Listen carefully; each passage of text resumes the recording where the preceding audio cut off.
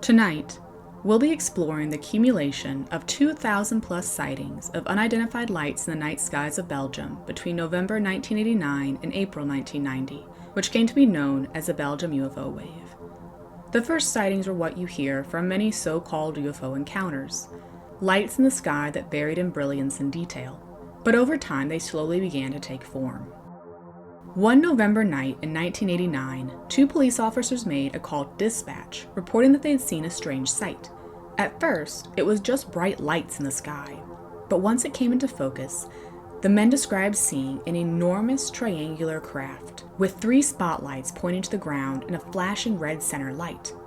Unsure of what to think, the officers decided to follow the craft while dispatch reached out to local airports. None of the airports reported any odd activity or sightings. Stumped, the officers continued to follow the craft, watching it as it moved across the sky. One of the officers was quoted as saying on Unsolved Mysteries, "All of a sudden, it came out of nowhere, another spacecraft. We were a little frightened. The one we had been following was still over there, and now a second one was rising up into the sky. At a given moment, it tilted slightly. We could see again the shape of a triangle with bright headlights. We could see some kind of dome on the top or 2 or 3 small windows, and there was a light inside the object. By the time we realized what it was, the object flew away." A short time later, the dispatcher had his own encounter with the object. He is quoted as having said, "Through the open window I saw a strange machine floating about 500 feet away from me. It looked like a large ship floating in the air. It drifted in front of me for a few seconds, then flew away in the direction of La Commune. It was a beautiful thing to see." It could have ended with that, a brief sighting by 2 officers on patrol.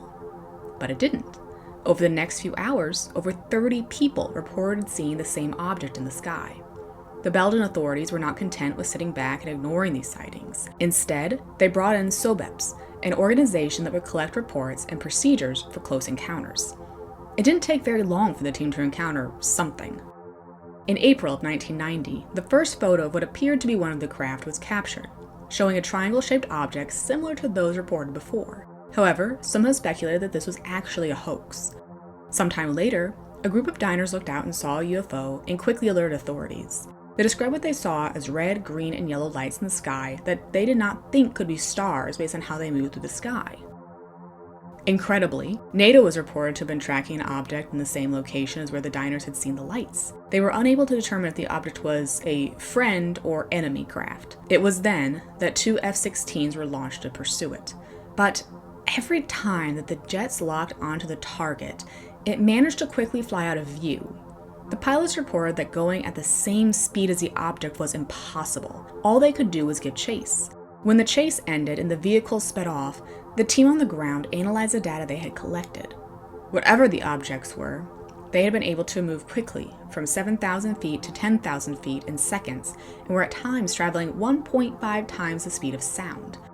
But what exactly these objects were could not be determined.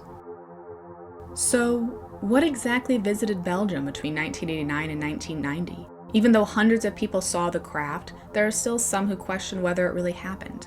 As often occurs, some favored the idea that it was simply hysteria, people misidentifying stars or known craft. What sets these sightings apart from others is that the Belgian military was involved in the events. It was not a lone sighting by someone out in the desert or woods. For some, that lends credibility to the encounters. We may not know exactly what was in the night skies over Belgium, as over 30 years have passed since the initial sightings, but until more information comes to light, we can continue to gaze and wonder at the sky, and wonder if we really are alone. Thank you for listening to tonight's story. Tune back in next time as we dive into the world of cryptids, extraterrestrials, and the great unknown. Good night.